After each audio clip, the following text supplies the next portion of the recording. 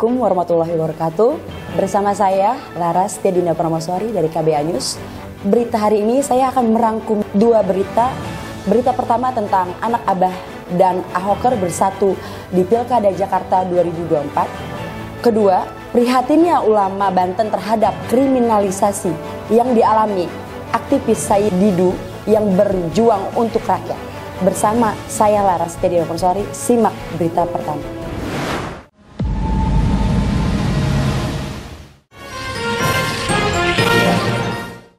Pilgub Jakarta 2024 menghadirkan dinamika politik yang menarik, terutama dengan bersatunya pendukung dua tokoh yang sebelumnya beradu di kubu berseberangan.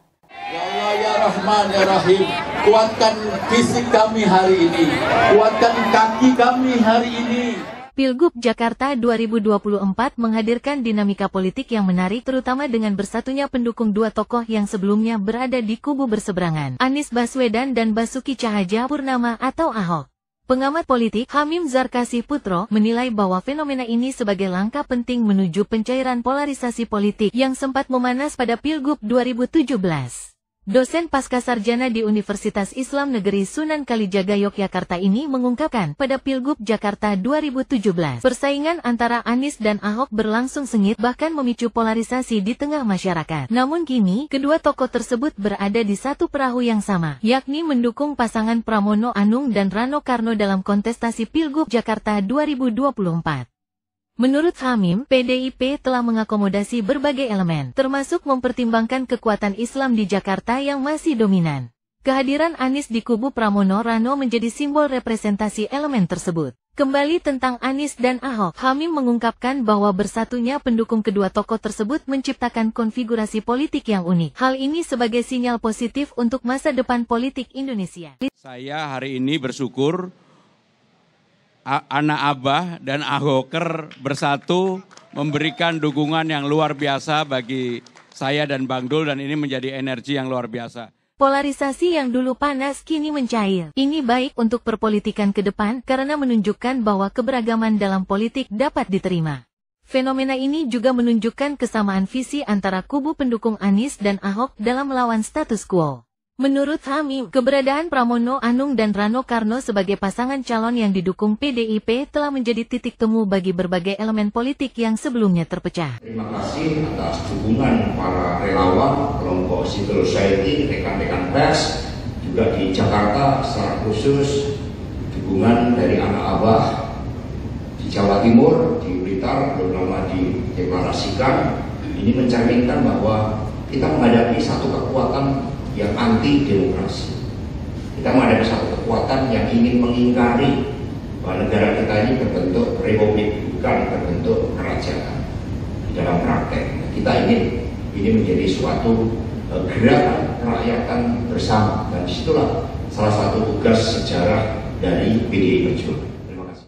Tidak hanya itu, perbedaan sikap antara elit dan akar rumput dalam partai-partai politik pengusung Anies di Pilpres seperti PKB dan Nasdem. Soliditas ini muncul sebagai respons atas pengalaman dalam Pilpres di mana baik kubu Anies maupun kandidat lain merasa ada ketidakadilan dalam proses demokrasi. Hal ini menjadi daya dorong bagi berbagai pihak untuk bersatu demi perubahan yang lebih besar. Hamim optimistis bahwa dinamika ini akan memberikan dampak positif bagi demokrasi di Indonesia. Cantik, yang manis, yang gelis, yang ganteng, yang gagah, boleh? Mas Bambang dong! Warga kota! Nomor 3! Kasih tepuk tangan yang meriah dong!